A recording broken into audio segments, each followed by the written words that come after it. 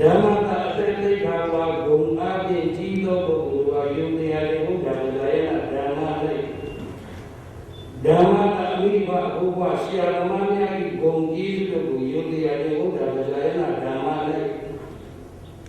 ဓမ္မတာတရားဂုံဓမ္မတိကိုဉာဏ်ကိုဝိမု တိကိုဝိမု တိဉာဏတဒနာကိုဆိုတော့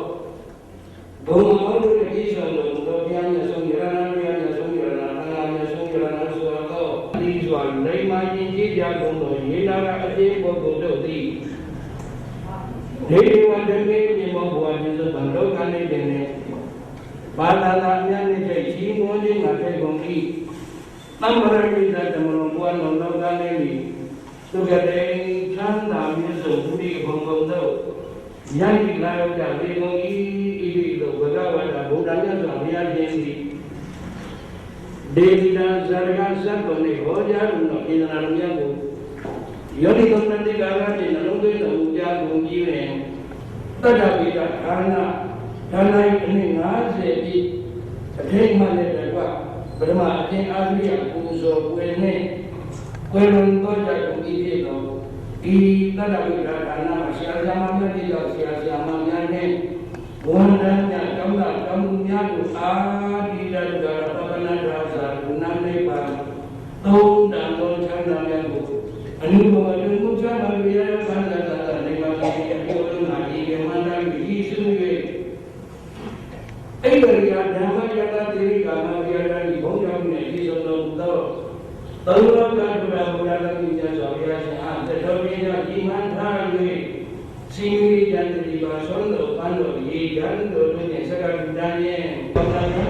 ဘုရားရှင်ရာထုတော်ဒေဝလာကေရတာပြေရရဲ့ခရိယာတရားစုရှင်ဤခန္ဓာကြီးဤတော်မူ၏တတ္တဝိသံဃိတဲ့လူနဲ့တတ္တဝိတာခန္ဓာဤနဲ့အားဖြင့်အခါကာလနဲ့ဤတတ္တဝိတာခန္ဓာနဲ့ဓမ္မဉာဏ်သံဃေပြာဘုံဆရာဇာမများဝန်ထမ်းများကောင်းကောင်းကောင်းများတို့ဒီဒေဝီဝါမှုတို့ရဲ့ဒီကိရိယာယောဂီယာယာဒီတခါတနာဘုရားဒီလို၌မြင်းမြတ်သက်တမ်းတော်သူရိဘုရားဆိုတော့လုံနေကြလို့စိတ်ရလာကြတယ်လို့ဝန်ထမ်းတွေလို့စိတ်ရလာကြတယ်လို့ဆိုတော့အနုဘဝလူမှုကဘာဝိယဘာသာသံဃာနေပါစေတည်းယောဂဘာသာသံဃာနေပါစေတည်းဘာသာပြုပုဂ္ဂိုလ်ပုဂ္ဂိုလ်များဖြစ်ကြကုန်၏သိကြကြပါဘုံကျမ်းကလာဘဝတာအာလုံတို့ဒီလိုရှိရတဲ့ဉာဏ်တော်ဘာသာတောင်းတာတော့ရှုမြတ်သူကောင်းစွာပေါင်းလို့နဲ့ဘလုံးတော်၏ကိုဤတမ်းပါခြင်းစိတ်ချမ်းသာခြင်းနဲ့ပြည်ပြည်သုံးလေးကြကုန်ပြီးနဲ့ဘုရားမြတ်တော်ရဲ့ဟောကြားသူမှာမိဘရဲ့ဗနိနာကောင်းဖြစ်တော်သူကောင်းရပြီးပါဒနာရိယာတော်ကိုဘဝမချာပဲနာယုမနာခြင်းညာပြုကိုအားထုတ်ပွားများနေကြကုန်ပြီးဒီတော်နဲ့ဖြစ်၍ဇာတိဒုက္ခသရဒုက္ခပြာတိဒုက္ခမရဏဒုက္ခသောကဒုက္ခပိဋိဝဒုက္ခအစတိသောတထေဓမ္မတို့ဘုဒ္ဓဘာပေါင်းတို့မှာနေရပုံရငြိမ်းရချုပ်ရတဲ့တော့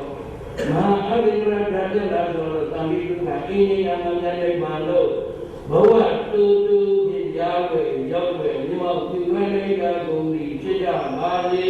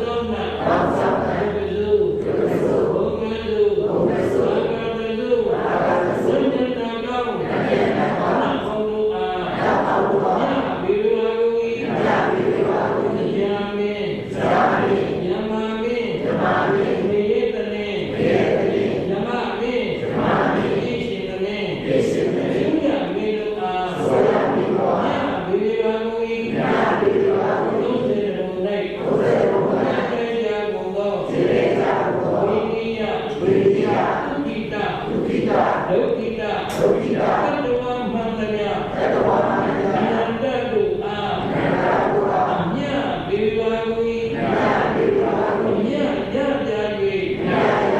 လုံးလုံးကုန်သောနတ်မြတ်မှာ30ဘုံသားတို့သည်ဒီယံခတ်တေဒီငိမ့်ကြပါစေသုရိခတ်တေဒီငိမ့်ကြပါစေကုသိုလ်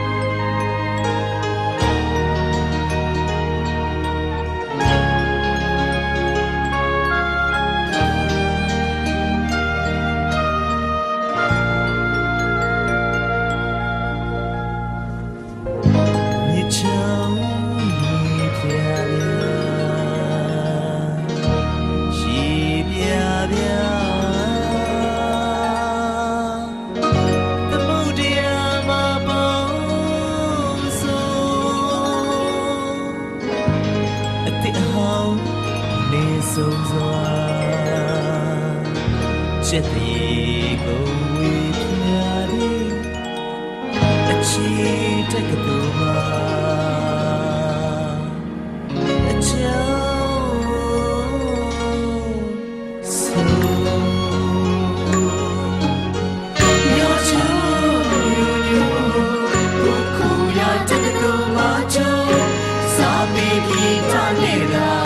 အနုပ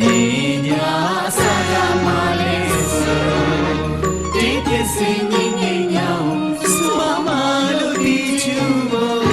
ဒီမင်္ဂလာဘဝမှာအေးလို့နေတတ်ကြစေရောချိုးညိုခုရတဲ့ကူမချိုးစာပေကြီးတနေတာအနု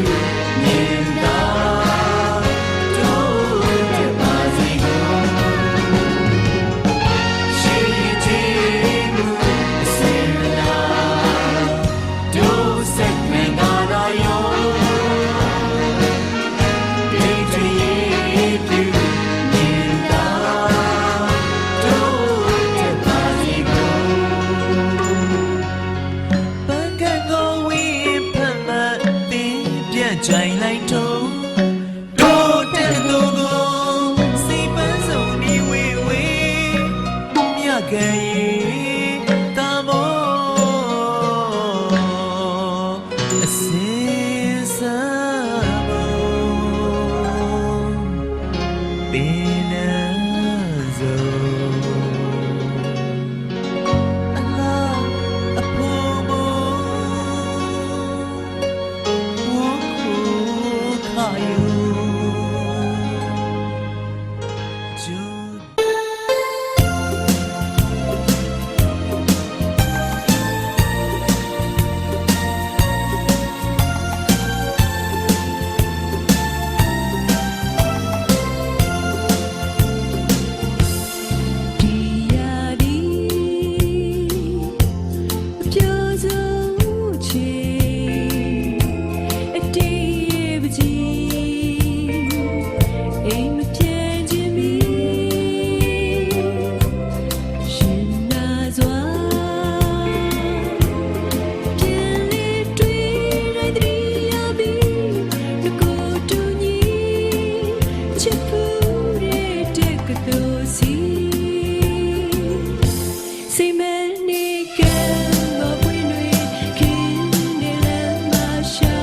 ခဲ့ဘူးပါသည်ချစ်ဆုံးရဲ့ပြောရဲ့လေးစိတ်ကြည်နူးစရာပြန်နေရောက်နေသည်မောင်ရီမြေဝဝေးသည်အခုတော့လေသူမလာနိုင်မီဒီချိန်ဆိုရင်င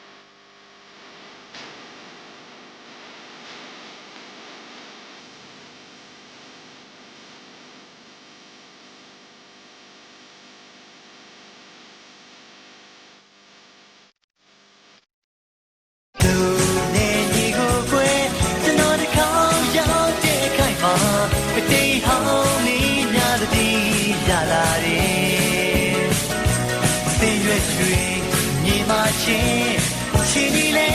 ပြောင်းလဲခဲ့ပြီမင်းမရအတွင်းနဲ့အသေးလေးနှွမ်းနေကြောင်းသွားဖို့အပေါ်ရီကိုကွယ်ပြန်တွေ့ကြောင်းကြောင်းစုပန်းတွေကြောင်းပဲ့ရဲ့အချီလေးတန်နေကြောင်းအုပ်ကိုထိုင်ကုန်လေးပြန်လဲပြီးအမရလိုက်စင်အပြေးလေးသွားလို့ငေးကြည့်နေကျိုးပြက်လို့နေကြောင်းရှိထိုင်ကုန်လေးငေးကြည့်မိတယ်ကိုတယောက်တည်းသာကွယ်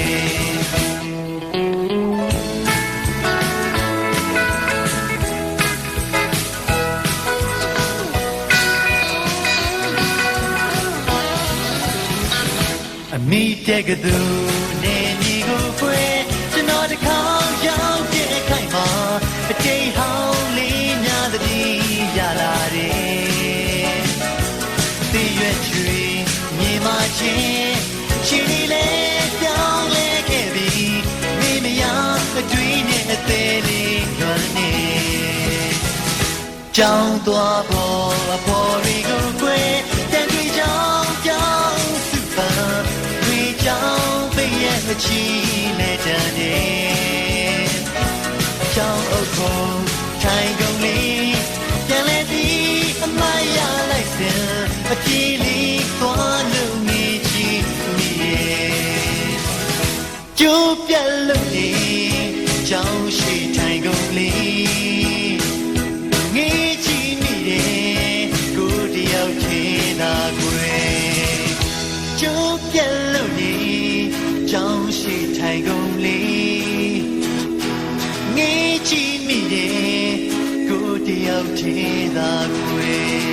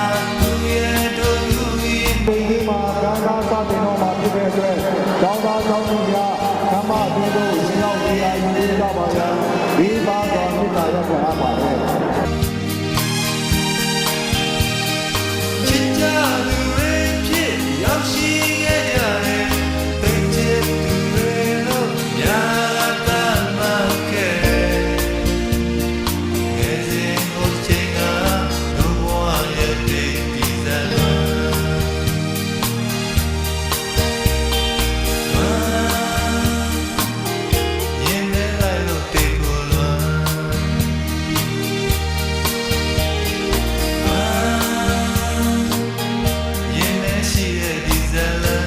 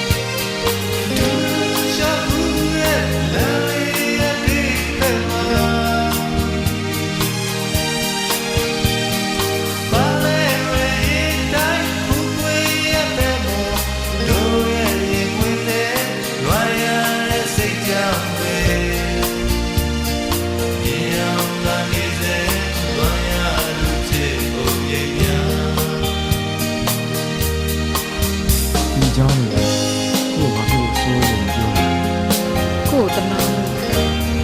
ချမ်းနေကြဘူးတော့ကိုချစ်တဲ့သူဘာလဲဆုံးတယ်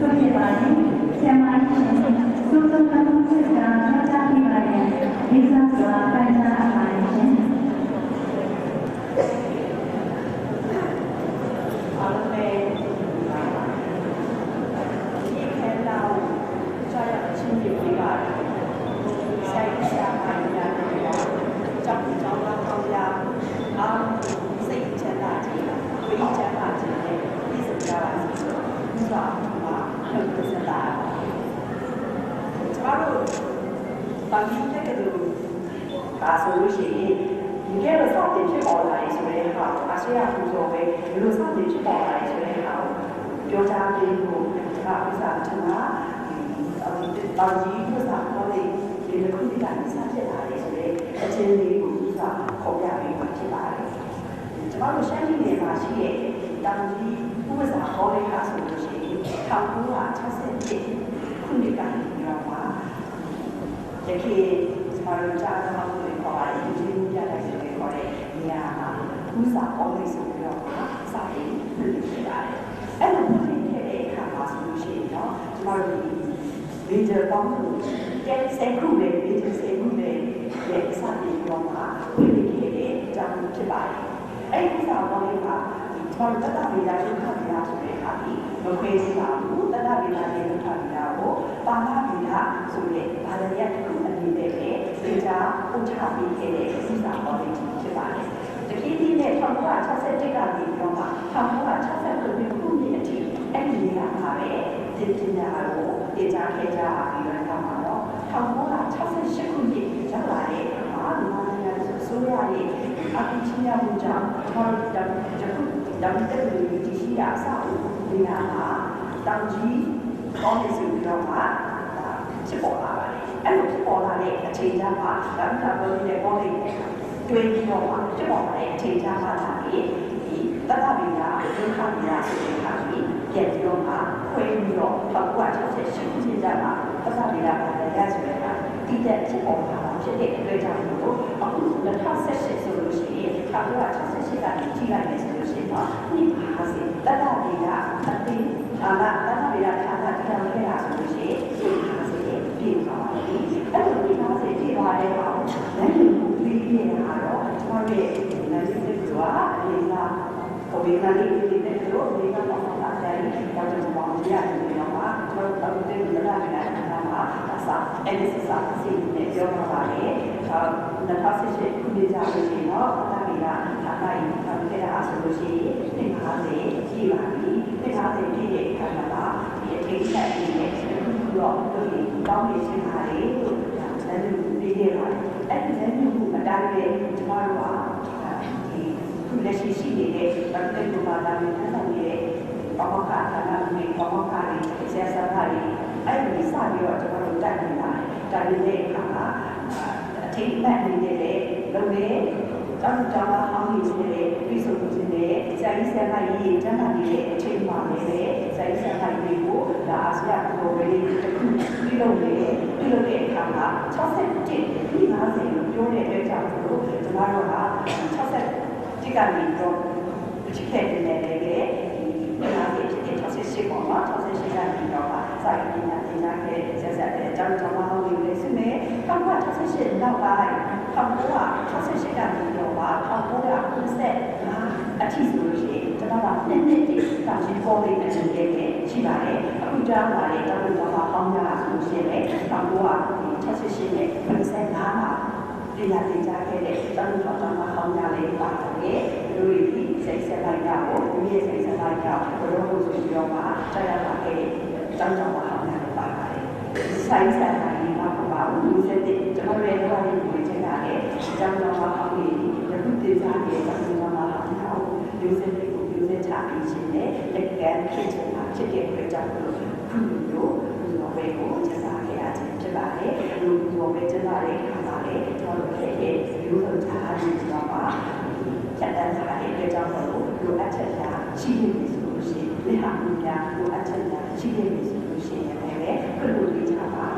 ပြောကြပါတယ်။နောက်ဆုံးနေတဲ့ကျွန်တော်ပြောကြတဲ့အခါတော့ဒီအစရပူဇော်ဝေးဖြစ်တာစာလေးအစုံဒီကြတာတော့ကျွန်တော်ရဲ့တာဝန်တွေကိုပေါ့ပေါ့ထားချက်လုပ်ရတဲ့ဒီလို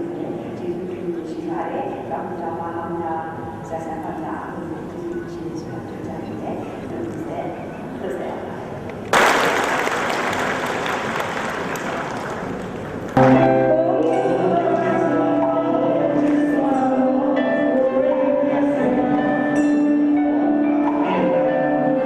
cho kênh Ghiền Mì Gõ để không bỏ lỡ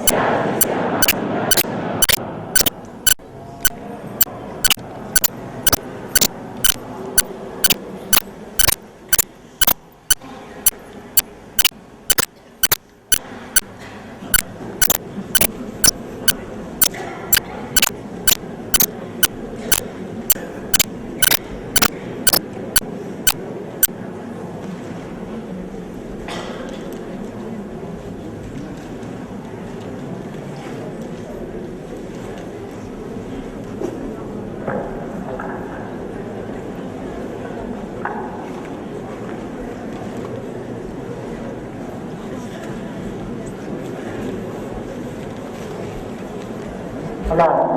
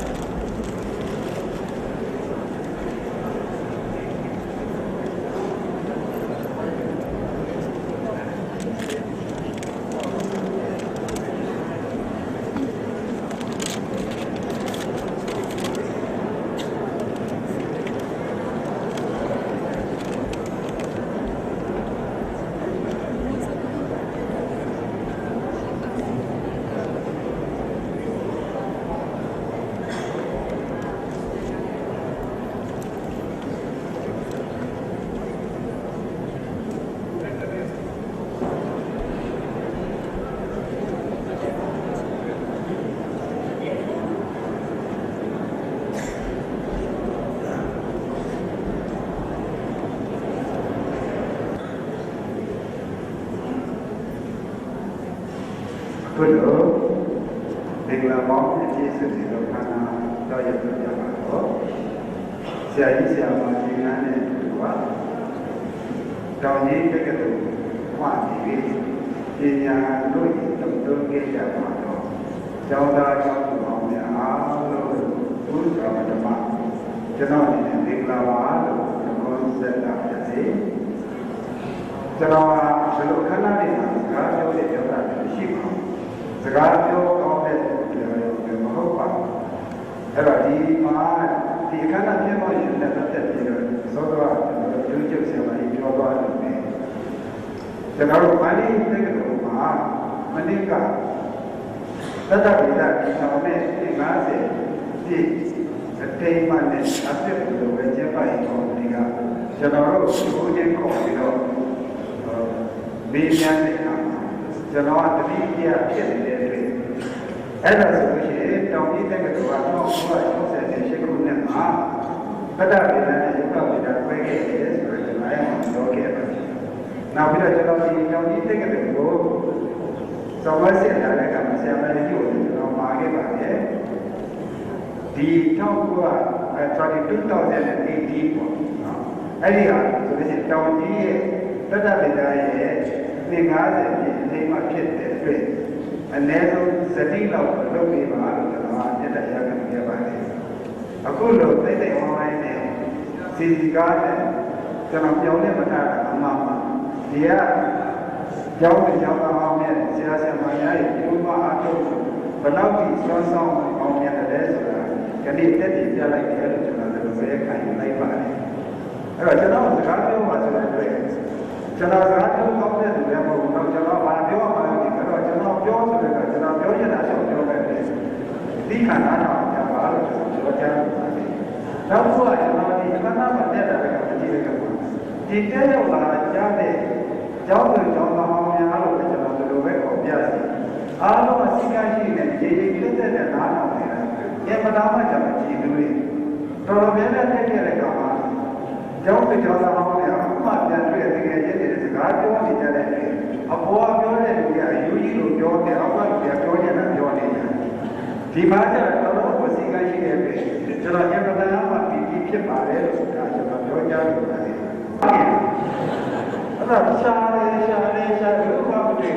နောက်ပြီးတော့ဗတိညနေတာကအခုကျွန်တော်ဒီဘက်တိုင်းနေတဲ့ဇင်မိုင်းတော်ဂျန်နယ်မှာတွေ့နေပါတယ်ဒါကကျွန်တော်ရဲ့တောင်ကြီးရဲ့ကနဦးတပည့်ဦးပါသူ့တွေ့တော့ဘယ်လိုပုံလဲတော့ဒါအားရှိနေတယ်အားတပည့်တယောက်နေအဲ့ဒါကျွန်တော်ဂျန်နယ်လူတွေနဲ့ပုံလိုက်ပါဆိုတော့ခဏကတပည့်3ယောက်တော့တုံးဆက်တယ်အမှန်တန်ကြည့်လို့လေဘာလို့ဆိုတော့ကျွန်တော်လာတဲ့ကကျွန်တော်သိတယ်လို့လေတယောက်မှမရှိဘူးကျွန်တော်ကြည့်တယ်ဗျာလူကြီးလည်းလို့ဖြစ်ပါမယ်အဲ့တော့ကျွန်တော်ကပြန်ပြီးဆက်ပြစီကြွားတယ်လို့လည်းမထင်ပါနဲ့ပြောကြတယ်လို့လည်းကိုယ်အကြောင်းအလို့သူများအကြောင်းကိုပြောတာအဲ့ဒါကြောင့်ကျွန်တော်နာမည်ကတော့ခဏဗမာလိုကတော့ခင်မောင်ကြီးလို့ပြောပါတယ်ကျွန်တော်ဘာနဲ့မှဆို၄ပြည်ရဟုတ်ကျွန်တော်ဒီဝေပေါ့လေ professional နာမည်ကခင်မောင်ကြီးလို့ကျွန်တော်ပြောပါတယ်အဲ့ကြီးဆိုတဲ့နာမည်ကတတ်တဲ့ပါပါတယ် ဘာကြောင့်လဲစာနဲ့ပြင်တဲ့ပတ်သက်ဆိုတော့အများကြီးများတယ်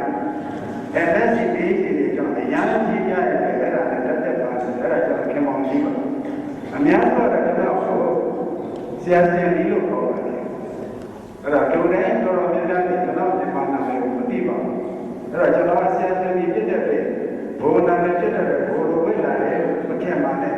ကျွန်တော်ဒီလိုပဲပြောတယ်နောက်အတက်ရရဖြစ်တယ်ဒီတောင်ကြီးအေးတာမခံနိုင်လို့ကျွန်တော်ကလေးဆိုရင်99နှစ်တည်းမှာအဲ့တော့ဒီအကြောင်းဒါကြောင့်အတွေ့အကြုံဆိုတဲ့အတွက်အခမ်းအနားနဲ့မကိုက်ပြီးတော့တည်းပြီးခါမှာလို့ထပ်ပြောရပါတယ်အဲ့တော့ကျွန်တော်ဆရာဆရာကြီးဆရာတွေလည်းအဲ့လိုပဲခေါ်ပါတယ်ပြီးတဲ့အခါကျတော့ကျွန်တော်က technology နဲ့ပတ်သက်လို့တော်တော်များများလုပ်ခဲ့တဲ့အတွက်လက်ဝိုင်းတွေကတို့ကျွန်တော်ကျောင်းသားတွေ training ပေးတဲ့အခါ stage တွေပြန်ဆရာဆိုအင်မတန်ညီးကြတယ်အဲ့တော့ကျွန်တော်ဆရာတေးနေလို့ပြောတယ်အဲ့တော့ခင်ဗျားကြီးရဲ့ဆရာတေးကြီးရဲ့ဆရာတေးကြီးတို့ဖြစ်သွားတယ်နောက်ကျွန်တော်နဲ့ရင်းနှီးနေတဲ့ကျွန်တော်တာဝန်ကလည်းပြောမှာပေါ့တို့ကြကျွန်တော်ကြတော့ဘူးလို့ကျွန်တော်ဒေးမျိုးဖြစ်သွားတယ်အဲတောင်ကြီးမှာရောက်တဲ့ကရတဲ့နာမည်ကြတယ်တောင်ကြီးကိုကျွန်တော်မှတ်တဲ့ကြားလာတဲ့